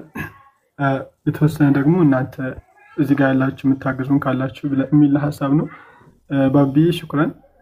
በውስጥ አናግሩኝ፣ በውስጥ አናግሩኝ። እሺ በውስጥ አስቀምጡልኝና አናግሩኝ እኔን ወይ አብዱ መርካቶን ደግሞ ቁርአኑ ራሱ ካላችሁ አብዱ መርካቶን አናግሩት፣ ይቀበላችኋል አብዱ መርካቶ እና አላህ ይስጥል። መግዛት የምትፈልጉ በውስጥ አናግሩኝ። እሺ ጀዛኩሙላህ ኸይር። በጣም ተቸገረ እዚህ ብዙ መስጊዶች ምናምን ስፔሻሊ ከፖስት ዋሩ በኋላ ከጦርነቱ በኋላ በቃ ምንም እንትን የለም። ሰው በራሱ ነው የሚለው የሚሰበስበው የሚገዛው ምናምንና ብዙ መድረሳዎች በቃ እንትን ሆኗል። ስፔሻሊ ገጠር ላይ መስጊዶች የተጎዱ የወደሙ ምናምን ስላሉ አሁን ላይ ወደ 200 ምናምን ቁርአን ሰብስበናል። ይገርምሃል ባቢ እዚህ ጋር አንድ ምትመጣለች እናንተ ጋር አንድ ክርስቲያን ለራሱ 60 ቁርአን የገዛችልን ከእንትን አንፃር በቃ እንደ ከቅርስ አንፃር ስለሆነና መግዛት የምትችሉ ካላችሁ በውስጥ አናግሩኝ። ቁርአኑ ራሱ ያላችሁ ሰዎች ካላችሁ ደግሞ አብዱ መርካቶን ለማሄር ብላችሁ አናግሩት። ራሱ አብዱ መርካቶ ገዝቶ ለኔ ስለሚልክልኝ ማለት ነው። ችግር የለው። አላህ ኸይር ጀዛችሁን ይክፈላችሁ። ሳላቋርጥ ቤትን ከፍተ እንደዚህ ለምን እናስኬደው ማለት ከፕሮግራም ይዘህ ማለት ነው። ችግር የለውም። ይሄ ሐሳብ ጥሩ ሐሳብ ነው፣ ግን የተሻለ ነገር እናገኛለን ብዬ ስላሰብኩ ነው። እሺ ኡስታዝ። አዎ ነገሩ እንትን አድርጎታል እኮ ማስታወቂያ ነው። እንደዚህ አይነት ነገር እንዳለ እየተናገረ ነው። ከዛ ደግሞ የሚቀጥለው ነገር ወይ ቤቱ ከፍቶ ያደርገዋል ወይ የሆነ ነገር ያደርጋል ማለት ነው። ነገር ግን የሚያስፈልግ ነገር እንዳለ እየተናገረ ነው። እንደዚህ ማድረግ አለብን ብሎ እያሳወቃችሁን ነው እናንተ። ምናልባት ቤቱም ሲከፍት እንድትገኙ እንደማለት ነው። አይ አብዱ መርካቶን አናግሩ ሲል ቴክ ማለት ውሳኔ እኮ ነው። በቃ ወስኗል። አጠቃላይ በዚህ መንገድ በአብዱ መርካቶ በኩል እንደዚህ ከሚሆን ቤቱን ከፍቶ ንያ ያላቸው ሰዎች የናከ ንይታለው ብሎ ከዛ በኋላ በማን በኩል ነው እንዴት ነው መሆን አለበት የሚለውን ደግሞ ከዛ በኋላ በዛ በነገር ቢሆን ባይነ በዚህ ሁኔታ ደግሞ ዋናው ለውጥ ማምጣት ነው። የኛ ፍላጎት የተሻለ ነገር ለማግኘት ስለሆነ የተሻለ ነገር እናገኛለን በሚል ነው። በዚህ ሁኔታ ከደሞ ያዋጣል ካልከማይሮ ችግር የለውም አብሽር። የኔ ሐሳቤ እዚህ ጋር ብዙ ሰው ስላለ ለማስተዋወቅ ነውና ከዛ በኋላ ቤት ስንከፍት ኢንሻአላህ ወይ ይመጣሉ እንደዛ አደርጋለሁ በሚለው ነው። ያነጋገር ስህተት ነው፣ ያው ስህተት ነው፣ ይቅርታ ብቻ ግን እንደዛ አድርጉ ያላችሁ ሰዎች። እዚህ ጋር ብዙ ሰው ስላለ ነው የተናገርኩት፣ ለዛ ነው እና ባረከላሁ ፊኩ። አይበዛም እኮ ምናልባት የማይገኙ ሰዎችም እንደዛ አድርጉ ምናልባት ለእንትና ነግራችሁ ነገሩን በሱ በኩል እንትን ብታደርጉ ብሎ ማለት ልክ ነው እኮ። አይበዛም እኮ ጥሩ ነው፣ ምንም ስህተትም የለውም ራሱና መልካም ነው። ቤቱ ሲከፍት ገብታችሁ መገኘት አለባችሁ። የሚያደርገው ነገር አለ። አንባቢ ትውልድ እንዲፈጠር ከእናንተ የምትችሉትን ነገር መግዛት አለባችሁ። እኔ ጓል መቀሌ ናት ተድሳ ነው 20 ገዝታለች ያለ እሷት ትሆናለች። እሷ ነች አይደል? ይመቻል። ጓል መቀሌ ምን አደረገች መሰለህ ባቢዬ? 60 ቁርአን ገዛችልን። ከዛ በኋላ ለምንድነው የሚሆን ብላ ደግሞ አንዳንድ ትላልቅ ኪታቦችን ደግሞ ገዛችልን ማለት ነው። እና አላህ ኸይር ጀዛን ይክፈላት። የሚገርም ነው። ወጣ ያለ ሰው ሲሆን በቃ እንደዚህ ነው፣ ደንታ የለውም። አንድ ሌላ ክርስቲያን ቢሆን ግን አሁን የሚገዛውን መጽሐፍ ላቃጥለው የት ላግኘው ነው የሚለው። በእውነት ወጣ ስትል እንደዚህ ነው በቃ። ይመቻል ማለት ነው። ይመቻል። ኦኬ ፒላ እንዴት ነህ? ጉድ እኮ ነው። ሌላ ያቃጥለዋል እንኳን ሊገዛ አይቀርና ሌላ አይመችም። ኦኬ አዲስ ወአለይኩም ወራህመቱላሂ ወበረካቱ። እንዴት ነህ ባቢ? ሰላም ነው አልሐምዱሊላህ። ያንቺን ድምጽ ትመስላለች ብለው ቅድም እኔ ሴትዮ ላላወራው ስኝ ነበር ለሳምንት ግን አላስቻለኝም። ኮመንት እያየሁ ነበርና የኔ የውስጥ ፍላጎትን የተረዳሽው መሰለኝ። የሆነ ኮመንትሽን ሳየው ከታች የሆነ እንትን እያየሁ ነበርና ገብቶሻል ነገር መሰለኝ። ቀጥይት ዛሬ በጣም ግሩም ቀን ነው። ቤትን እንደስሙ ግሩም የሆነ ልጅ ተዋውቀናል። የአሰ ሙስሊም ፑሽ ልናደርግ እንችላለን፣ ግን አንዳንዴ ያልበሰለን ነገር ነካክተን ስፖይል ማድረግ አስፈላጊነት አይደለም። ባለው ሁኔታ ግን ራሱ ባለበት ሂስ ሶ ፐርፌክት የሚል እሳቤ ነበረኝ እና አይ ቲንክ በዛ ተገናኝተን ሊሆን ይችላል። አንዳንድ ሰዎች ባሉበት መተው ራሱ አላህ ሁሉን ያውቃልና ነካክተ ስፖይል ካረከው መመለሻው ራሱ ሩቅ ይሆናል እና ባለበት ያለው አረዳድ እያለ የሚበስል ነው። አሁን ግን ባለው በራሱ አንዳንድ ጊዜ when you're awake የፈርስት awakening ላይ ትንሽ መቆየቱ አሪፍ ነው። ያለበለዚያ የሚቀጥለው ጋር ድንገት ሲጋ ሊጣረስ ክላሽ ያደርጋል አንዳንዴ እና ለሌሎቹም ጭምር ነው። አይ ቲንክ አላህ ሁሉን አዋቂ ነው ብለን ካልን በራሱ ጊዜ ያለው አሁን የሚያሰጋን ነፍስ ናትና አንተንም ጨምሮ ነፍስን እንዳታጣ ነው ጉጉታችን። ዛሬ ላይ የሚሆን አናቅም ስለ ራሳችንም ስለማናቅ፣ ግን አትሊስት አላህ ፈቅዶ እንዲነቁ ካደረገ ደግሞ መንገዱን ሂዳያውን አላህ ይስጣችሁ ለማለት ያህል ነው። የማሂሮ ሰዎች ስላሉ ነው እንትን ያልከው። ቤትን ከፍተክ እንመጣለን። በጣም አሪፍ ሐሳብ ነው ያነሳው። የሚገርም ሐሳብ ነው። ከሁሉ ነገር በላይ እውቀት ነውና እንደዚህ ደግሞ ላይክ መስጂድ ተቸግሯል ብለን ቁጭ ብለን የምናየበት ሁኔታ መኖር የለበትም። ኡስታዝም ልክ እንዳለው ለሌላ ሰዎች ከመስጠት ራሳችሁን ፑሽ አድርገን 200 ብቻ ነው ያገኙት ስትል ትንሽ I feel so disappointed እና እዚህ እንደውም 800 ሰውም ስላለ ሁሉም የራሱን ኃላፊነት እንዲወጣ ማሄርን ተከተሉትና በውስጥም ከፈለጋችሁ ውስጥ ምርጥ ሐሳብ ነው። ባቢዬ ግን በጣም ሳላደንቅህ አላልፍም። ቤትን ከፍተህ ስል ፕሮሞሽንም እንድንሰራ ሐሳባችንንም እንድንገልጽ ከሳናስፈቅድህ ነው አንዳንዴ ዝም ብለን የምንሄደውና ሐሳብህን ቤትን ከፍተክ እንደዛ እንድናረግ ያለ ፈቃድህም ዝም ብለን ስንፈልግ እንድንናገር ነፃ ስለሰጠህን እናመሰግናለን ባቢዬ። ሌላ ደግሞ ቅድም ድል የነበረው ጠፋብኝ ልጁን ነበር የፈለኩትኝ ውዥንብር ውስጥ እንዳይከቱት አትሊስት ልክ ልልስል አንተም አግኝተኸኝ አልነገርከው። ልክ አሁን ገብተው እኛ ስለ እስልምና ያላልነውን ጭራሹኑ የማይሆን ነገር ውስጥ ድራይቭ እንዳያደርጉት ያወራው ስለራሳቸው ስለሚመለከተው ስለሚያውቀው ነገር የሚያወራ ሰው ደስ ይለኛል። አሁን ያስጠሉኝ ነገር ቲክቶክ ላይ ምን እንደሆነ ታውቃለህ? ሁለት አንካሲዎች ቅድም እንትን ያሉ ሁለት አንካሳ ሰዎች ድክም ምን ያሉኝ እዚህም ያልተባሉበት እንትን ይላሉ እዛም ያነክሳሉ። ወይ አንዱ ላይ ፒውር እውቀት የላቸው ስለ አንደኛውም ለማውራት ይታድራሉና that's exhausting በጣም አድካሚ ነውና እንደዛ እንዳያደርጉት ትንሽ ስጋት ነበረኝ። ግን አሁን ላይክ አንተ አግኝተኸዋልና ገባህ እድሜው ሙሉ በዛ መቃረም ውስጥ እንዳይቆይ አትሊስት ባለበት ኦን ፕሮግሬስ እንዲሄድ አሪፍ ነው። ዛሬ ላይ 2 ቀን ስለ እስልምና ስለሰሙ ስለ እስልምና የሚያውቁ የሚመስላቸው ሰዎች አሉ ላይ ወይንም ደግሞ ኢቭን ሰልመው እንኳን ፕራክቲካሊ ገና እስልምና ባህር ነው አይታወቅም እንኳንስ ለውጪ ለሆነው ለሚመለከተ አዋቂ ቀርቶ ማለት ነውና ብዙ አንካሳ ስለበዛ እዛ ውስጥ እንዳይቀላቀል አትሊስት አንተ እንትን ትንሽ ጋይድ ብታረገው ለተወሰነ ጊዜ ሰዎች ኢንሰልትና አቴንሽን ሲከርነት ውስጥ ገብተው እንዳይቃርም እዛ ውስጥ ገባህ። ይሄ አቴንሽን መራብ አንዳንዴ ይሄንን አሁን የሚያምር ንግግሩን ወስደው እንትን ውስጥ ይከቱታል። ገባህ? so just lead him for a little while ከቻልክ ማለት ነው። ላንተ ነው ይሄኛው። ሌላ ብዙ ምለው ነገር የለኝም።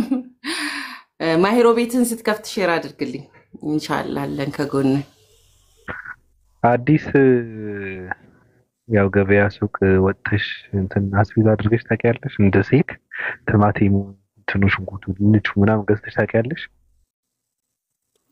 እንደ ሴት ሳይሆን ባይዘው ሴትም ሴት ነኝ። ስርዓት መጀመሪያ ቃላታችን አይደለም ልጠይቅሽ እንደ ሴት እንደ ጎረምሳ እንደምኖር ማን ነግሮ ነው እዚህ ጋር ማን ነው ሁሴዳት ያይን ሰው አለ አሁን ያለው ሁኔታ ተግባራዊ ማን ነው? ጥያቄውን ያነሳው እንደ ሴት ለማለት ነው እና እንደምታውቂው ያው ሻራም ምናምን ነገር የለው እንትናቸውን ዘርጋ አድርገው ሽጠው የሚመለሱ እናቶች አሉና አንዳንዴ እኔ ታዘብኩት ምንድነው ቲማቲም ዘርግተው ምናምን የሚመጣ ሰው ሁሉ እየነካካ ፀሐይም ከላይ ይመታዋል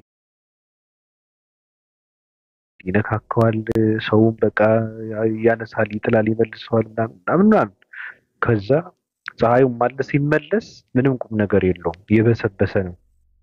እና አንዳንድ ሰዎች ልክ እንደዛ ናቸው። ቲማቲም እንደሱ አይነት ቲማቲም ናቸው። ለምንም አይጠቅሙ ማለት ነው። ሁሉም የነካካቸው ሰዎች አሉና በጣም ከባድ ነው። የሚገርም አገላለጽ ነው ወላሂ ላይክ ኤግዛክትሊ ፕራክቲካሊ የሆነ ያለው ነገር ነው። በጣም የሚገርም አገላለጽ ነው። ሌላ ጊዜም የምሳሌ ብስጥህ እንዳትቀየመኝ እስከዛሬ ብዙ እንትና ይሄ በጣም ግሩም ምሳሌ ነው ወላሂ። ምንም የሚገዙትን ማያውቁትም ላይክ እኔ በደግሞ ቃላቱን ሌላ ጊዜ በደንብ አስተካክያት ይቺ የራሴ ተረትና ምሳሌ ልክ እንዳገኙ አድርጊያለሁ እንደማቀርባት ቲማቲሙ ትክክል ነው። በደንብ አድርገን እንጠቀማታለን። እቺን ቃል እንዴት እንደወደድኳት ግሩም ነውና አዛረጉንና እንግዲህ ወይ ለራሳቸውን በስብሰው እኔ ስም እንትኑ ላጠል ከዛ በኋላ ቲማቲም ካልኩኝ ተግባብተናል ማለት ነው። ከዚህ በኋላ የቲማቲሙ ምሳሌ ምናምን ብቻ ከነሳው 800 ሰው ስላለ ተግባብተናል። በቃ ሌላ ምንም የቲማቲሙ ነገር ትዛላችሁ መባባል ነውና እንደዛ ይሆነ ተቸግረናል። አሁን ዲስፓስት 2 ወር አካባቢ አብሶ ወይኔ ቫኬሽን ላይ ስለሆንኩ ነው ወይስ እንዳልከው ቲማቲሙ ተነካኩ ብዙ ይበሰበሳየውና በኋላ ስቲንኩ መከራ ነው ደግሞ ከተበላም በሽታ ነውና ወይ አርቄ ዲስታንስን መርጫለሁ። አሪፍ ምሳሌ ነው። ኤኒዌይስ ተጋዳክዌ ኮኔክትድ ጭንቅላት እኮ ተነሳናል። እሺ አመሰግናለሁ። ባቢሻ ሌላ እንዴት ነህ? ታማኝ ሐዋርያ ጌታ አባቱ ሰላም። ዛሬ ግን የልፋታችን ውጤት አየሁኝ። አንተ ደስ አለኝ እንዴ ልፋታችን አልቀረም ታውቃለህ፣ ከንቱ አልቀረም። እኔ እኮ የሚገርም ነገር ምንድነው ሰበካ ሰብክ ነበረ ብዙ ሰዎችን ሰብስቤ እኮ ብዙ ሰብክ ያለው እኮ ለብቻዬ ማለት ነው። ጓደኞቼ መጨረሻቸው ምን እንደሆነ ታውቃለህ? ሌሎቹ በጣም የመጨረሻ ተሳዳቢ ናቸው። ድንግሏ ብትላቸው የታባቷ ነው ምናምን ይላሉ፣ ልክ እንደ አይሁዳውያን ማለት ነው። ከዛ እኔ በቃ እንትን አደረኩ፣ ራሴን አገለልኩ። ልትቆጣጠራቸው ሁላ አትችልም። ስሙ ራሱ ግሩም ነው። አንተ ግሩም ሆኖ ግሩም አነጋገሩ በጣም ደስ ይላል። እኔ በጣም ነው የገረመኝ። በጣም ደስ ይላል። አንዳንድ ሰዎች ደግሞ እኛ ተረትና ምሳሌያችን ለመኮረጅ አትሩጡ፣ ሁሉ ነገራችን ወስዳችሁ ኮርጃችሁ ትችሉታላችሁ። እየተፈቀደ ነው። አንዳንድ ሰዎች ነክተንማ ተው ዝም ያለ ዝም ምንድነው ንብ ዝም ባላልኩም። አዎ ነካክተህማ እንትን አታድርግብን። የታሰረ ነብር መነካካት ሰላም ነው አይደል ባብዬ? አሉ አለ ኑሩልኝ። እንኖራለን ምን እናደርጋለን ብለህ ነው? እሺ ቅድም እኔ ባለፈው የሚገርም ነገር እኔ ጸባይኛ ነኝ እንደምታውቁኝ። ከተነሳብኝ ደግሞ በጣም ከባድ ሰው ነኝና አኝኩ የሚውጥ እባብ ነገር ነኝ እኔ ከተነሳብኝ በእውነት አንዳንዴ ዝም ብዬም አይደለም የምውጠው ሰው አድቅቄ ነው የምውጠውና ከባድ ነውና ባለፈው አንድ ዘገምተኛ ሰው የዩኒቨርሲቲ አስተማሪ ነኝ ምናምን ሲለኝ እኔ አውቀዋለሁ። ከዛ በፊት አውርተን ነበረ።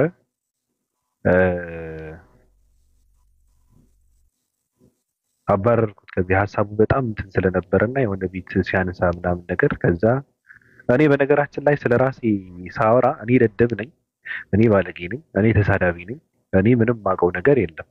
ስለዚህ አንዳንድ ሰዎች ወይ እኔ ጋር የሚመጡ ሰዎችን ለማሸማቀቅ ወይም ደግሞ እኔ በሱ የሚሸማቀቅ መስሏቸው ተሳዳቢ ነው ምናምን ሲሉ ነኝ ብዬ እያወራው ራሴን ስለራሴ እየመሰከርኩ ነህ ብለው ሲመጡ እኔ በጣም ይገርመኛል። ነኝ እያልኩ ቀድሜ ማለት ነውና እንደዛ አድርገን እንትን ስለው ማሄ ነበረች እና የዛኔ እኔ ገስት ገብቼ ሰው ካፈረጠኝ ደግሞ በቃ እንትን ነው ማስበው ከቤቱ ናውጣ ብሎ እንደጠለዘኝ ነው እምረዳው።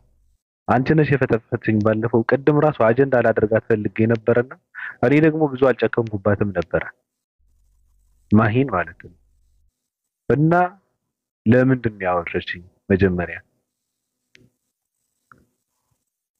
ማሂ እንዴት ነሽ? ሰላም እንዴት ናችሁ? ሁላችሁም ሰላም ብያለሁ። አዲስ ኡስታዝ ሁላችሁም ሰላም ብያለሁኝ። እንዴት ነህ ባቢ? ሰላም ነኝ። አለ ፈጣሪ ይመስገን።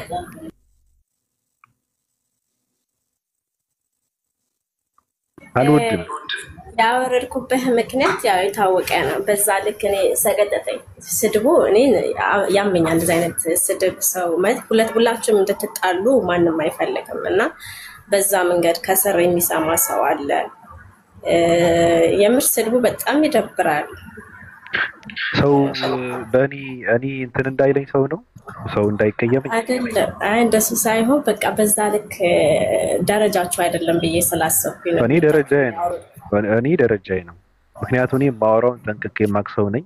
ተሳዳቢ ነህ ብሎ ሲል አንድ ሰው ተሳዳቢነት ምን ማለት እንደሆነ የማሳየው በድርጊት በተግባር ነው። ተሳድቤ ነው የማሳየው። ከዛ በፊት በትህትናና በስርዓትን ያወራሁትን ሰው መጥቶ አንተ እኮ ተሳዳቢ ነህ ብሎ ሲለኝ ስድብ ምን ማለት እንደሆነ ማሳየት ነበረብኝ። እንደውም ለባለቤቱ በጣም ነው የማከብረው። ሪስፔክት ስላለኝ ባለቤቱ ብዙም እንትን አላደረኩም። ቀስ ብዬ ነው ያወራሁት እንጂ ከመጀመሪያ ሰውየውን አውቀዋለሁ። እውቀቱ ሲሰክሰው የነበረ ሳክስ አውቀዋለሁ። እዚህ ጋር መጥቶ አንድ ሰዓት እድል ሰጥቼው ያወራውን አውቀዋለሁ ከዛ በፊት። ስለዚህ እኔ ደግሞ ለአንተ አስቤ ነው ወይስ አንቺ መጥፎ ነገር ስለሰማሽ ነው? ምን ማለት ነው? እኔ መጥፎ ነገር ከሰማሁኝ ወይም ከደበረኝ ታውቃለህ፣ እዚሁ ፊት ለፊት ተናግሬህ ነው የሚሄደው። ከደበረኝ ማለት ነው። ይሄ የታወቀ ነገር ነው። ግን እናንተ በዛ ደረጃ ስትሰዳደቡ ማየት ደግሞ ደስ አይልም። በቃ ማለት አልፈለኩም ነበር እንደዛ እንድትሰዳደቡት። ቤቱንም የከፈትነው እኔና አብርሽ ልናወራ አንዳንድ ነገሮች ልንዝናና ነበር። ከዛ ሲቀጥል ደግሞ እንደዚህ አይነት ነገር ተፈጠረ አይደለም። ከተፈጠረም በኋላ በዚህ ልክ ከስር እኮ ህዝብ አለ፣ ሰው አለ። የምትሰዳደቡ ስድብ ነው እንዴ? በኢየሱስ ስም በጣም እኔ ተሳዳቢ ነኝ። እሱ ኖርማል ነገር ነው ለኔ። ከዛ በላይ ተሳዳቢ ነኝ እኔ። መጨረሻ ተሳዳቢ ነኝ። ለስድብ ምንም እንትን አልጠይቅም። በግጥም ነው የምሳደበው ሁላ ነኝ ከፈለኩ። ጥበብን ተጠቅሜ በዜማ አሳደባለሁ ሁላ ከፈለኩ። ምንም ነው ራሱ ጥበብ ነው ብዬ ነው የማምነው። የኔ ስድብና ረገጣ የዛኔ ምንም ነገር አልተናገርኩም። ሌላ ሰው ቢሆን ሲወላገድ ምንም መመለስ ስላቃተው ነው እንትን ያደረኩት እንጂ ስድብ ራሱ ለኔ ምንትን ነው ጥበብ ነው። በዜማ አሳደባለሁ። ስለዚህ አንደኛ ነገር ወጥቶ መሄድ ነው። እኔ ሰው ከደበረው ወጥቶ መሄድ ነው። ተናግሬያለሁ። አንድ ሰው እድል ተሰጥቶ ስለኔ የሚያወራ ከሆነ የትም ቦታ እኔ መልስለታለሁ። ስለዚህ ስመልስለት እኔ በነገራችን ላይ አልመችም። ልጁ ስለማከብረው ነው የገባሁት እንጂ ምንም አልመችም። እኔ የኔ ባህሪ ማንንም ሰው አያውቅም። ምን አይነት ሰው እንደሆንኩም የተረዳኝ ሰው ያለም አይመስለኝም ራሱ የለም። ስለዚህ ካልተመቸሽ መሄድ ነበረብሽ እንጂ አፍርጠሽኛ ምን ማለት ነው? ንቀት ነው ወይ? በኢየሱስ እኔ ሰው አለኝ ንቀት አይደለም። በቃ ጸጥ እንዴት ፈለኩኝ። ምክንያቱም ወጥሽ መሄድ ነው። ወጥሽ መሄድ እኮ ነው። ባለቤቱ ነገር አደረገ። የለም አብርሽ አላደረገማ። ባለቤቱ እንደዛ ማለት አለበት። እንድናወራ እኮ ነው የተፈቀደልን። ተፈቅዷል። ወጥቶ ነበር አብርሽ። አልገባህ ይሆናል። የሆነ ሰዓት ላይ ወጣ። ሲወጣ ማንም ሰው አልነበረም። ስድባችሁ ቀጠለ። ከዛ አወረድኳችሁ። ሁሉንም ሰው ነው ያወረድኩት። አይሻልም? እና አንቺ ምን ቤት ነሽ? ሁሉን ሰው አውርደሽ እዛ ቁጭ የምትይው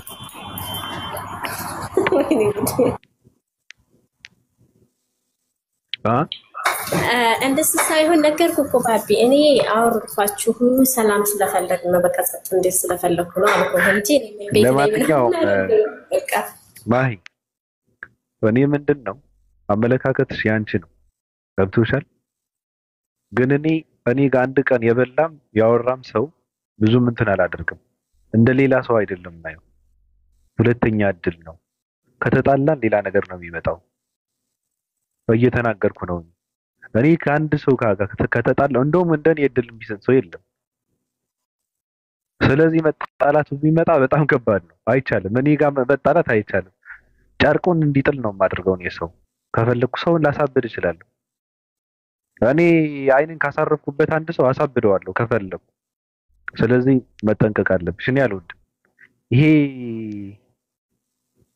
በአሽሙር። እኔ በሮድ ምቆራ ሰው ነኝ። እኔ ከፈለኩ አራዳነት ደግሞ በሁለት አይኖች መሃል ጎል ማስቆጠር ሰው ነኝ። እኔ ከፈለኩ ማለት እኔ እርድና ልጫወት ካልኩ ሌላ ነገር ነው።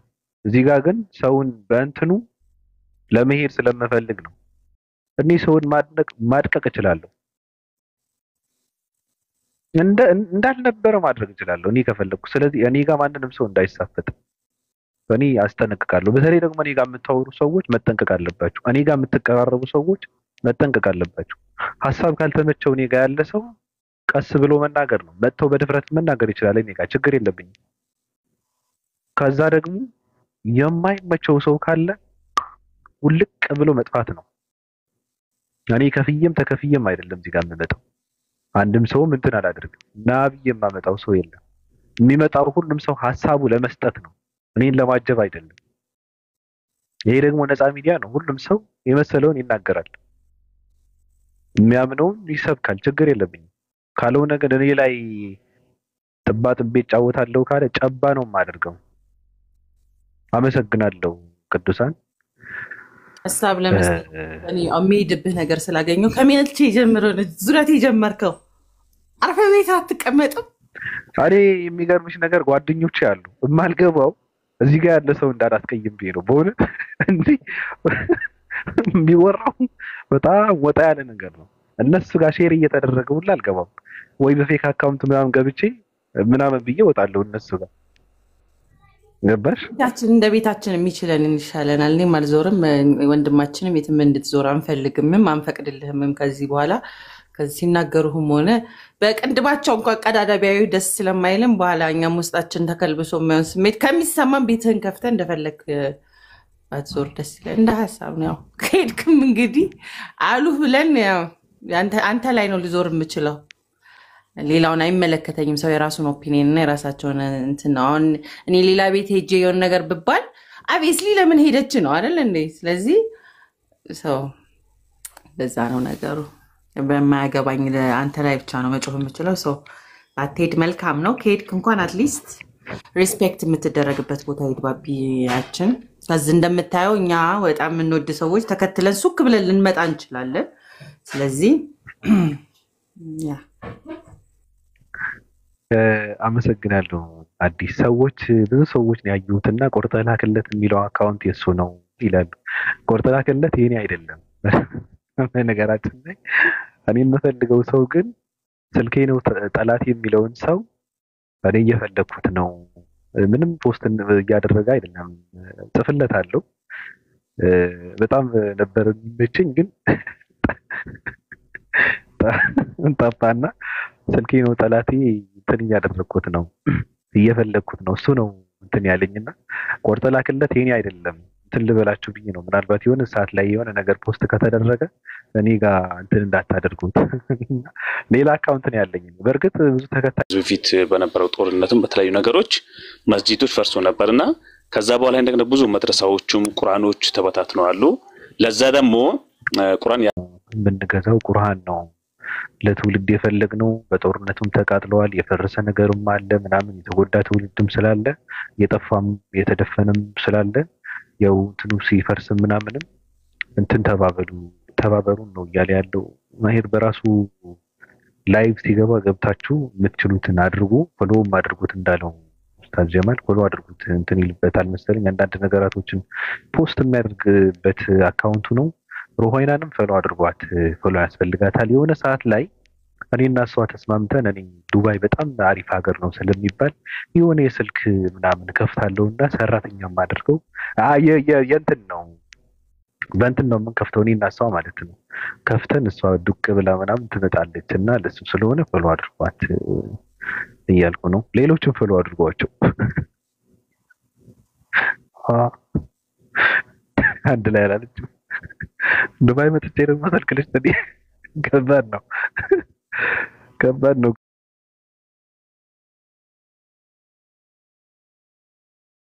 ግን አንዳንዴ አዲስ አመት ምናምን ሲሆን እንመጣለን ዱባይ። መዝናናት አለብን፣ አሪፍ ሀገር ነው ምናምን ይላሉ። ጎራ እንላለን እኛም አይቀርብን። እሺ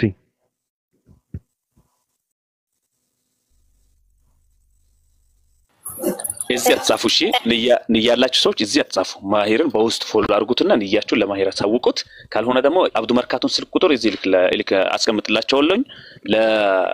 ለማሂር የቁርአን ነው በሉና አናግሩት ማለት ነው። ይቅርታ ባቢ ኮሜንት ያየው ስለሆነ እዚህ መጻፋችሁ ምን ዋጋ የለውም። እሺ ችግር የለውም።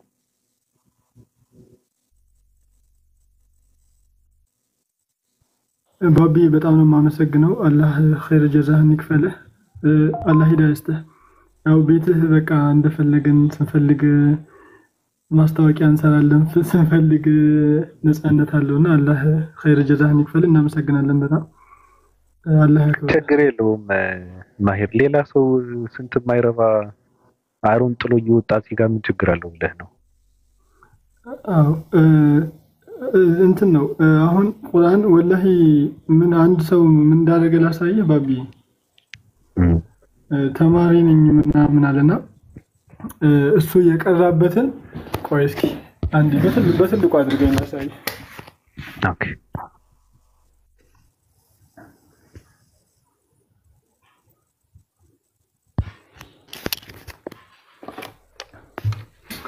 አይ ቲንክ ይታያል ብዬ አስባለሁ። ይታያል ኔትወርክ ብርሃኑ በቃ ኦኬ አሁን ይታያል አይደለ? አዎ ይሄኛውን ዩት ይሄኛውን ሙስሊም ሆኖ የሚያውቀው ያውቃል። ኡስታዝ ያውቁታል። ፈትሁል ባሪ ነው ይሄ ፈትሁል ባሪ ኪታብ ነው። ይሄንን ምን ያስፈልጋችኋል ብላን እኔ በግሌ ይሄን ነው የምፈልገው ብዬ ቀልድ ጓል መቀሌ ላይ በቃ እናንተ ስለምታስተምሩ ይሆንላችሁ ብላ ይሄንን 15 ሙጀለድ ጓል መቀሌ ናት የገዛችው። ባቢ ወደ አላህ ኸይር ጀዛን ይክፈል 10 ምናምን ነው 10 ምናምን ሺህ ብር ነው የሚሸጠው። ይሄንን ጓል መቀሌ ናት የገዛችልን። ይሄኛውንም አንድ እህታችን ማለት ነው ኢብኑ ኸሲር። አሁን ላይ ያሉት ቁርአኖች እንደዚህ ናቸውና ሰው ይሄንን ቁርአን ያየው እንደዚህ የተቀዳደደ ይድሩ በቃ ይሄም ይጠቅመናል። አየሁ አይደለ? ያ እንደዚህ ነው ያረጅ ይጠቅመናል። ይሄ ይጠቅመናል። ያው ይሄ ማለት ነው ያው እንደነዚህ በቃ ልጆች ይቀሩበታል። ይሄንን አየሁ አይደለ? ዋናውኛ የምንፈልገው ቁርአኑ ትምህርቱ ስለሆነ ማለት ነው። እንደነዚህ ያው እንደዚህ ያው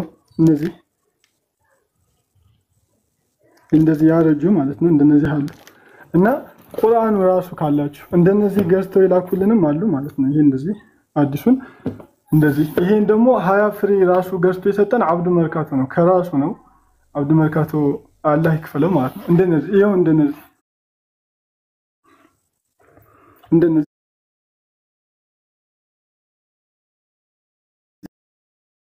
ምና እና ደርሳችሁ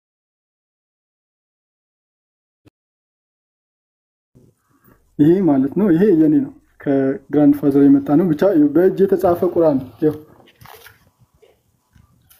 ይሄ ማለት እና እንደነዚህ ነው እየሰበሰብን የምናደርገው። ቃይደት ኑሮ ይያል አለ እንደዚህ ይሄ እንደዚህ አይቶ እንደነዚህ ማለት እንደነዚህ ይሄን አብዱ መልካት የላከልን 20 ፍሬ እንደነዚህ ማለት ሰው እነዚህን በቁርአኑ ያላችሁ በቁርአኑ በእንትኑም ያላችሁ እንደዚህ የሚያረጅ እንኳን ቢሆን ቅድድ ቢልም እኛ አሽገን እናስተምርበታለን። ቁርአን እስከ ጫፍ ድረስ ስለሆነ ዋናው የምንፈልገው ትምህርቱም ስለሆነ ማለት ነው። እና ለዚህ ነው እንትን ያለ ነው። አንድም ይሁን ሁለትም ይሁን የተቀደደም ይሁን ምንም ይሁን ቁርአኑ ያላችሁ ሰዎች እዚህ ጋር እንጠቀምበታለን በጣም እና ለዛ ነው አላህ ኸይር ጀዛችሁን ይክፈላችሁ። ሽክራን ባቢ። እሺ ማሂር የራሱ ቤት ሲከፍት ሰዎች ገብታችሁ እዛ ጋር መጽሐፉን የመግዛትም የማሰባሰብም መጽሐፉ ገዝቶ ማስረከብ የሚችል ሰው ገዝቶ ማስረከብ ወይም ብር ልኮ ደግሞ መጽሐፉን የሚገዛበትን ነገር ካለ በጣም እንትን ነው እንዲታገዝ አንባቢ ትውልድ እንዲፈጠር ሃይማኖትን የሚያውቅ ትውልድ እንዲፈጠር ሃይማኖትን ማንበብ ያለበት ትውልድ መኖር አለበት በሚለው የሚያነበውን መጽሐፍ የለም። እኔ የገረመኝ ግን የድሮ ሰዎች በእጅ የተጻፈ ነው አልከና ማንበብ ብቻ ሳይሆን በእጃቸውን የሚጽፉ ነበርና በጣም ከባድ ነው። ይሄ ደግሞ ስራና ጊዜ ያስፈልገዋል፣ አለመሰልቸት ያስፈልጋል፣ ተነሳሽነት ከውስጥ ያስፈልጋልና ትልቅ ነገር ነው። ለማንኛውም ላይቭ ከፍት አድርጉ፣ ከፍቶ ሲገባ እሱ ገብታችሁ እዛ ጋር መሳተፍ አለባችሁ እየተባላችሁን ነው። በጣም አመሰግናለሁ። ማሂ አለሽ?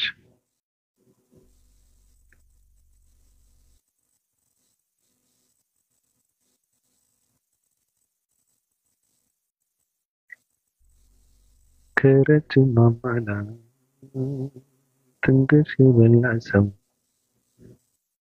ከጎድጓዳ ስፍራ ጠይም የሳመ ሰው። ሴና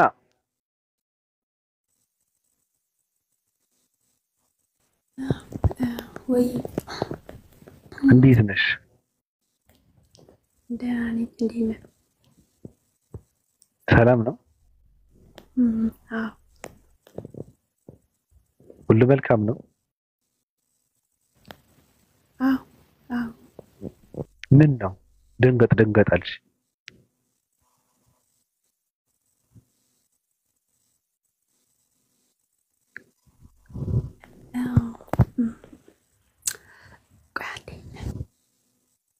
ማማዬ ነረኔ ማማዬ ነረኔ ማማዬ። እሺ እሺ። አይ ባቢ እኔ ደንግጬ አይደለም፣ ያው ትንሽ ተናድጄ ነው።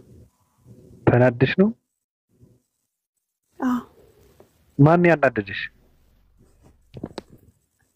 እውነት ለመናገር አንዳንድ ሙስሊሞች በጣም ችግር አለባቸው። እንዴ ባቢ እኔ እኮ በጣም ብዙ ክርስቲያን ጓደኞች አሉኝ። እነሱ ቤት ገብቼ ስለምጫወት ወይ ደግሞ ስለማወራ ምንድነው ችግሩ? እንዴ ምን ችግር አለው? እምነቴን እንትን እያሉ ነው። ምን አሉ?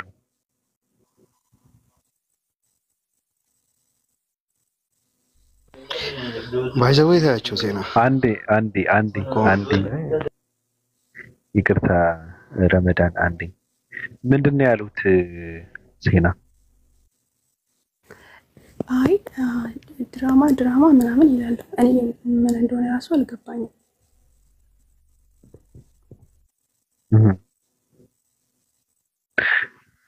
በነገራችን ላይ ከባዱ ችግር ምንድን ነው?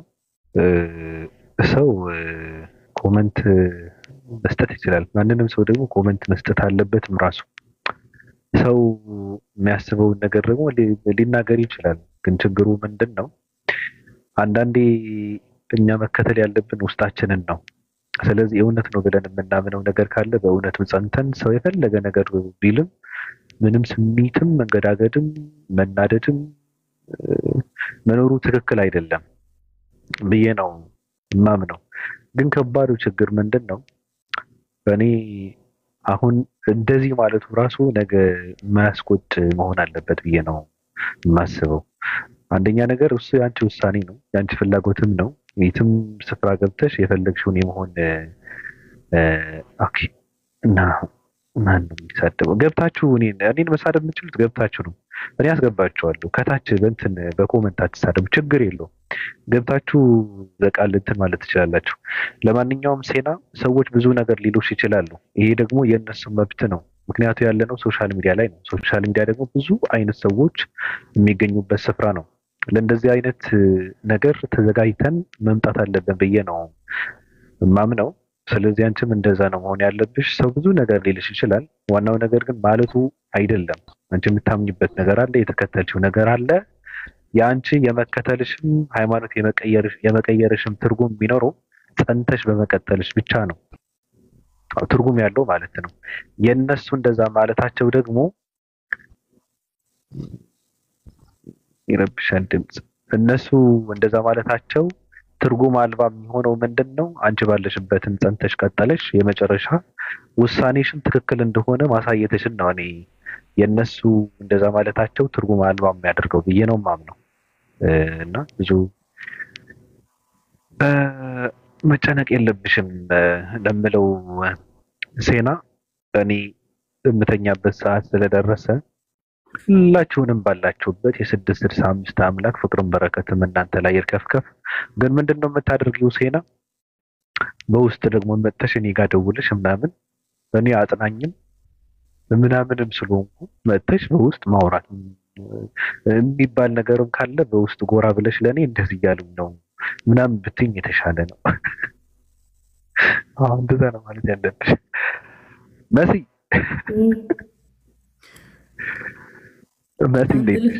እኔ ሁል ጊዜ የምመጣው አንተ ልትተኛ ስትል ነው። ከባድ ነው። አዎ ላለማፈን ብዬ ነው መተንፈስ አለብሽ ብዬ እንጂ ሰዓቴን ደርሰዋል አልፏል ድረስ። አረ ተኛ ማለት የምተነፍሰው የለኝም ማለት ሀሳባችሁ አልቋል። ምን እንደሆነ አልሰማሁም ከጅምሩ። ባለ ችግሩ ማን እንደሆነ ባለ ስሞታው ማን እንደሆነ ራሱ አላውቅም እኮ አሁን እኔ ችግሩ ምንድነው ነው?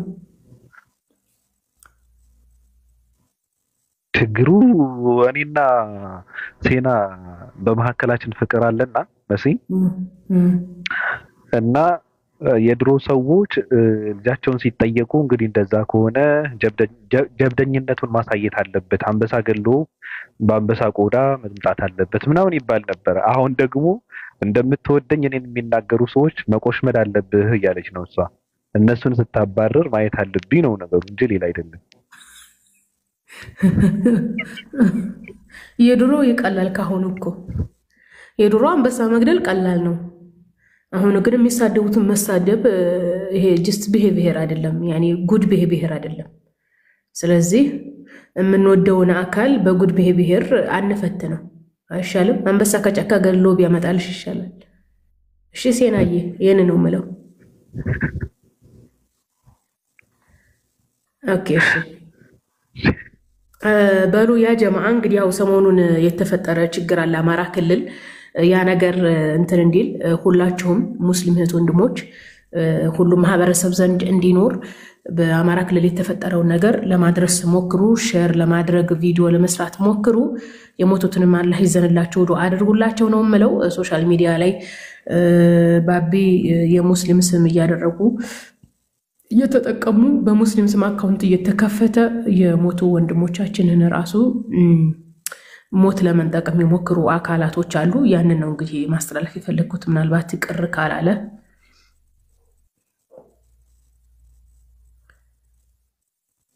ቀጥይ። አዎ ቅር አይልህም? ያው ሰሞኑን እንግዲህ በአማራ ክልል በሃይማኖታዊ አማጽያን የተገደሉ አባቶች ወንድሞች አሉ። መስጊድ ውስጥ ጸሎት ላይ ያሉ ነው እንግዲህ ገብተው የገደሏቸው። አማጽያኑ የኦርቶዶክስ አማጽያን ናቸው። መነሻቸው አማራ ክልል ነው። አማራ ክልል ሀገሪቱ ኢትዮጵያ አዲስ የፖለቲካ እንትን ላይ ደርሳለች ከተባለ ወዲህ ባለፉት 6 እና 7 ዓመት መስጊድ ውስጥ በመግባት ሙስሊሞችን በመግደል መስጊድን በማቃጠል ከመስጊድ ሲወጡ እየጠበቁ መግደል እየተለመደ ሆኗል። ሰሞኑን ደግሞ መስጊድ ውስጥ የኢሻ ሰላትን በሚሰግዱ ምዕመናን ላይ የኦርቶዶክስ አማጺ የሆነው ፋኖ ቀጥታ ገብቶ አማኞች ላይ በመተኮስ ገሏቸዋል። ከዛ በላይ ደግሞ በጣም የሚያመው ሐኪም ቤት እንዳይሄዱ በመከልከል ህዝቡ ሐኪም ቤት እንዳያደርሳቸው በመከልከል ደም ፈሷቸው ነው የሞቱት። ሐኪም ቤት ቢሄዱ ምናልባትም ደም ማስቆም ይቻል ነበር። ነገር ግን ሐኪም ቤት እንዳይሄዱ በማድረግ ህይወታቸው እንዲያልፍ አድርጓል፣ ገሏቸዋል። ያኔ አላህ ሰማዕትነትን እንዲሰጣቸው እኛ ዱዓ እናደርጋለን። ሶሻል ሚዲያ ተጠቃሚ የሆነ ማንኛውም ሰው እኔ ሰብአዊነት ይሰማኛል፣ የሰው ልጅ በግፍ መገደል የለበትም የሚል የኢትዮጵያ ህዝብ ማወቅ አለበት። ይህንን ግፍ አልፎም ተርፎም የዓለም ህዝብ ማወቅ አለበት። እና በጣም በሚያሳዝን ሁኔታ ይህ የኦርቶዶክስ አማጺ ኃይል ፎከስ የሚያደርገው ሙስሊሙን ነው። ሙስሊሙን እንደ ጠላት አድርጎ ነው የያዘው። በዚህ ሰዓት የኢትዮጵያ መንበረ ስልጣኑ በፕሮቴስታንቶች እጅ ሆኖ ሳለ ሙስሊሙን ከመስጊድ ካሁን በፊት ዛሬ ዓመት አካባቢ ባህር ዳር ላይ ከመስጊድ ሲወጡ ረመዷን ላይ ጠብቀው ገለዋቸዋል። እንደዚሁም ጎንደር ላይ ኦርቶዶክስ እንደ ድሮ እየተከበረች አይደለችም በሚል ከ53 በላይ ሙስሊሞችን ገላዋቸዋል። ረመዷን ነበረ። መስጊዶቻቸውን ሱቆቻቸውን አቃጥለውባቸው አባረዋቸዋል። በጣም በሚያሳዝን ሁኔታ በዚህ ሰዓት በጎንደር አካባቢ ተሰደው አገር ለቀው ያሉ አሉ። እንደዚሁም በጎጃም በመውጣ ተሰደው አገር ለቀው ያሉ አሉ። እናንተ የመንግስት ደጋፊዎች ናችሁ። የሚገርምህ ነገር ባቢ አሁን ላይ ያለው መንግስት አያምኑትም። የእስላም መንግስት ነው የሚሉት። እንግዲህ ምለውላቸዋል አብይ ጴንጤ ነው ብለው ምለውላቸዋል እስላም አይደለም ተብሎ ተምሎላቸው አይቻልም እሱ እስላም ነው እንዴት እስላም ሀገር ይገዛል እያሉ ወንድሞቻችንን እየገደሉብን ነው መስጊድ ውስጥ እየገቡ ከመስጊድ እየጠበቁ ማለት ነው በጣም ነው የሚያሳዝነው መንግስትም በነገራችን ላይ ይሄንን ማስቆም አቅቶት አይደለም ነገር ግን የሙስሊሙ ደም አይመረውም የሙስሊሙ ደም አይቆጨውም በጣም የሚያሳዝነው ደግሞ የወንድሞቻችንን ሞት እየቀሙን ያሉን ምንድነው ኦርቶዶክስ እንደዚህ አታደርግም ይላሉ አይ እኛንን ስንገደል የኖር ነው ይላሉ ኦርቶዶክሶች ባቢ ማንንም አእምሮ ያለው ሰው ማንንም የኢትዮጵያን ታሪክ የሚያቅ ሰው ይፍረድ እስኪ ኢትዮጵያን ሲገዙ የነበሩ የኦርቶዶክስ ነገስታቶች ናቸው ስልጣንን የምትቀባው ማናት ቤተክርስቲያኒቱ ናት የኦርቶዶክስ ቤተክርስቲያን ነገስታቱን ስልጣን ቀብታ ሰይፍ አስይዛ ኢትዮጵያን ሲመሩ ኖረዋል ኢትዮጵያ ጭራሽ በነገስታቱ ከመመራቷ የተነሳ የክርስቲያን ደሴት ስትባል ነው የኖረችው የክርስቲያን ደሴት ናት ሀገራችን ብለው ኦኬ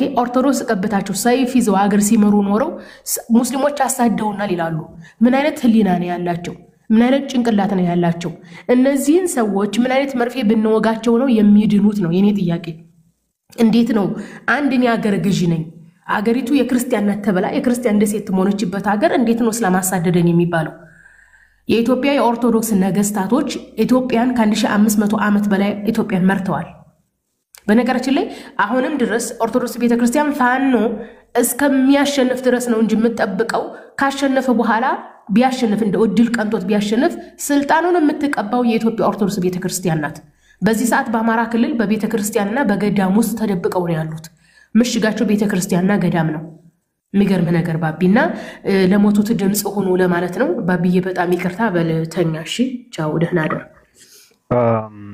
በነገራችን ላይ ከኢትዮጵያ የሟቹ አንድ ቅርብ ሰው የሆነ መልእክት አስቀምጠውልኝ ነበርና ያው ገዳዩ ማን እንደሆነ እንዴት እንደተገደሉ በምን ሰዓት እንደተፈጸመ ነገሩ እንዴት እንደነበረ ከየት ወዴት እንደተፈጸመ ምናምን እኔ ነግሮኝ ነበር ሰፋ አድርጎ ማለት ነውና እሱ እኔ አስፈላጊ ስላልሆነ አልናገርም ግን በዋናነት ሰው ምንድነው ማድረግ ያለበት በርግጥ ገዳይ መታወቅ አለበት ከታወቀ በኋላ ደግሞ ያው ሊኮነን ይገባል ትክክል አይደለም መባል አለበት ግን ደግሞ በቅድሚያ ምንድነው ሙስሊምም ክርስቲያንም እንደዚህ አይነት ድርጊት ትክክል አይደለም ፈጻሚው የፈለገ ይሁን ያው ፈጻሚው ጥሩ ነገር አላደረገም በጣም መጥፎ ሰው ነው መጥፎ ድርጊት ነው የተደረገው ተብሎ መቃወም አለበት እኔ ደግሞ እንደ 665 መስራችና መሪ ያው ሊቀ ካህን እኔ ተቃውሜን መግለጫ ሰጥቻለሁ ትናንት የተደረገው ድርጊት አድራጊው ማንንም ይሁን